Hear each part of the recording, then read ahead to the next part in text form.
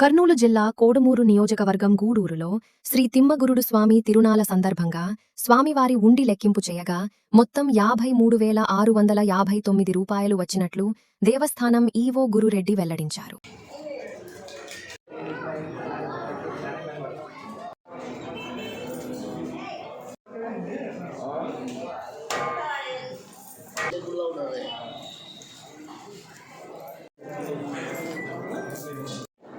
పదకొండు 2021 16/4/2026 ముగిసిపోయింది.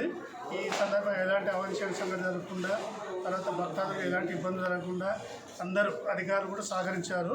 ఈరోజు 17/7/2022 తాత్కాలిక ఉండి మరియు పర్మనెంట్ ఉండి వచ్చేసి ఉత్సవ కమిటీ సభ్యులు మరియు మీడియా, తర్వాత పోలీస్ సిబ్బంది, పూజారులు అందరి సమక్షంలో ఉండి లెక్కింపు చేసిన ఈ యొక్క ఉండి లెక్కింపు వచ్చేసి గతంలో పర్మనెంట్ ఉంది 27,458 వచ్చింది. గతంలో అంటే ఒక సంవత్సరం ఉంది.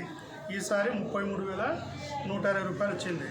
తర్వాత టెంపరవరీ ఉండి ఓన్లీ వారం పాటు పెట్టే టెంపరవరీ ఉండి గతంలో 45,280 రూపాయలు వచ్చింది.